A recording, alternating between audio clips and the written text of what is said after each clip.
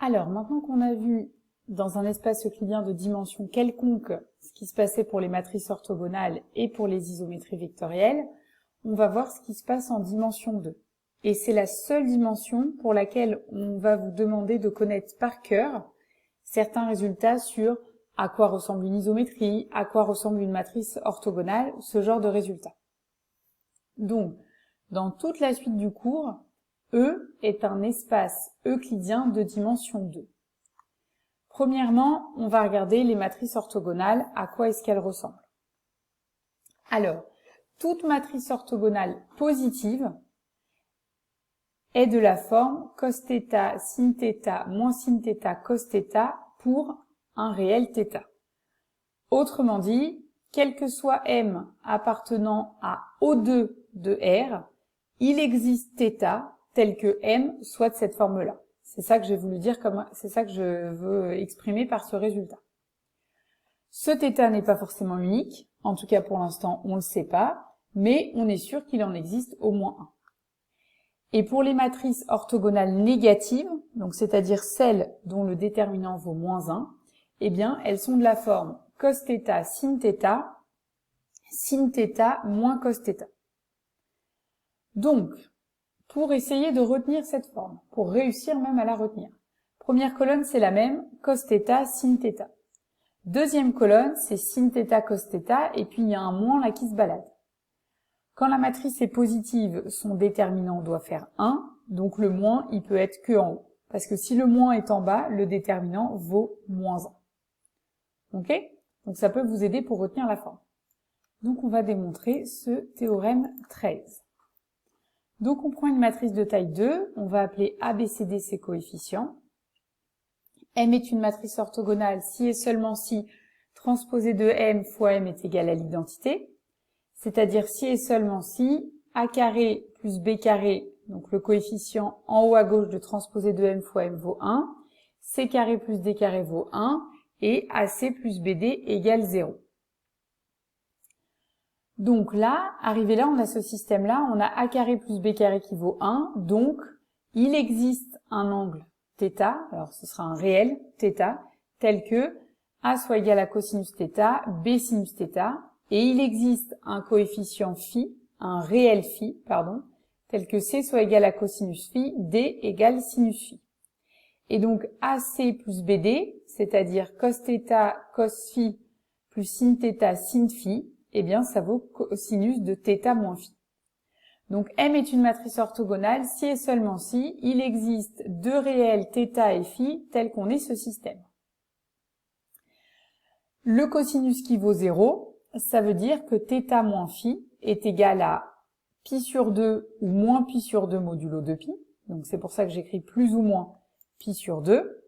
Et donc finalement, puisqu'il y a un lien entre les deux réels θ et phi, eh bien on écrit qu'il existe plus qu'un seul réel, θ, tel que A soit égal à cosinus θ, B sinus θ, C égale cosinus de θ plus ou moins pi sur 2, et D égale sinus de θ plus ou moins pi sur 2.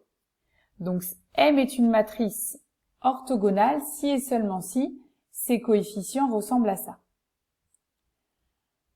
Bon, mais sauf que cosinus θ plus ou moins pi sur 2, on peut le simplifier. Donc cosinus θ plus pi sur 2, ça vaut moins sinus. Là, il manque sinus θ.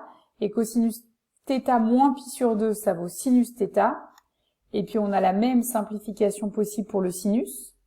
Donc finalement, M est une matrice orthogonale si et seulement si elle est soit de cette forme-là, soit de cette forme-là, selon que c'est sin plus ou moins et là sin plus ou moins. Et donc par le calcul du déterminant, cette forme-là c'est pour les matrices orthogonales positives et cette forme-là c'est pour les matrices orthogonales négatives. Et donc on a bien démontré la forme souhaitée pour les matrices orthogonales. Vous devez connaître par cœur ces deux formes de matrices. Alors, les matrices positives, orthogonales positives, elles ont des propriétés que n'ont pas les matrices négatives, on l'a déjà vu. La stabilité, là par composition pour les isométries vectorielles, se traduit pour les matrices orthogonales par la stabilité par le produit, ce qui n'est pas le cas pour les matrices négatives. Ce qui veut dire que quand on multiplie deux matrices de cette forme-là, ça doit rester une matrice de cette forme-là, mais que quand on multiplie deux matrices de cette forme-là, ça ne reste pas forcément une matrice de cette forme-là. Et c'est justement ce qu'on va voir dans le théorème suivant. Donc on ne s'intéresse ici qu'aux matrices orthogonales positives, qu'on représente par Rθ et Rθ', puisque c'est ce qu'on a démontré au-dessus. Alors, pour deux réels θ et θ', Rθ fois Rθ' est égal à Rθ plus θ'. Donc on retrouve bien l'idée que le groupe spécial orthogonal est stable par multiplication, mais en plus, on voit que c'est un groupe pour lequel la multiplication des matrices est commutative, puisque Rθ fois Rθ' est égal à Rθ' fois Rθ. Du coup, on peut généraliser ce résultat et démontrer par récurrence que Rθ à la puissance n, c'est égal à Rnθ.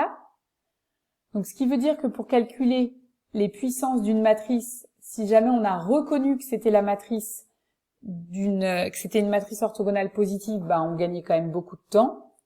Et enfin, l'inverse de la matrice Rθ, c'est la matrice R moins θ. Donc, on va démontrer ce théorème 14. Donc, on doit se fixer deux réels θ et θ', et on doit calculer ce produit, Rθ fois Rθ'.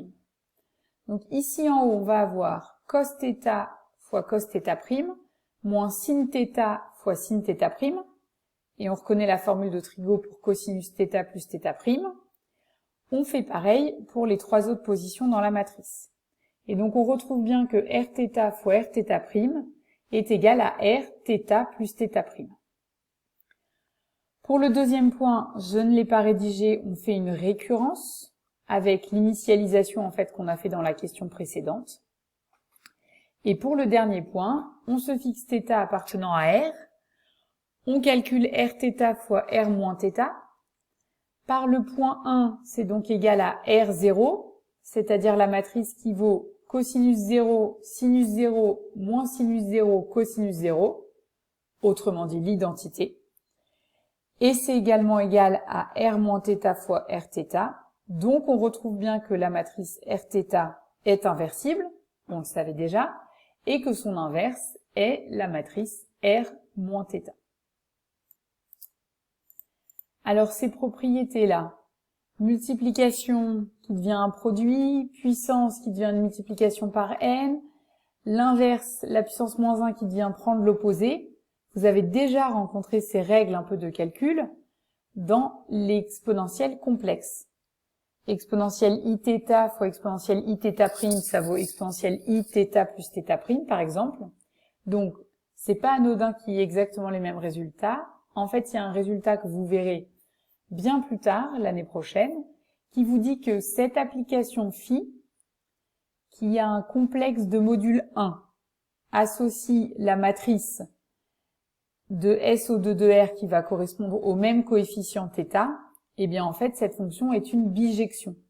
Et donc c'est pour ça qu'on retrouve dans SO2 de R les mêmes règles de calcul que dans U, puisque finalement il y a une bijection entre les deux ensembles. Et c'est également pour ça que les isométries vectorielles positives en dimension 2, on les appelle des rotations. Parce que je vous rappelle, et vous irez voir dans le chapitre sur les complexes, que l'application qui a Z associe exponentielle iθ fois Z, eh bien, c'est l'application qui correspond à une rotation. Et c'est aussi pour ça qu'on les note R indice θ, parce qu'en fait, ici, la matrice Rθ, c'est la matrice associée à une rotation. Voilà pourquoi est-ce qu'on appelle ces matrices comme ça.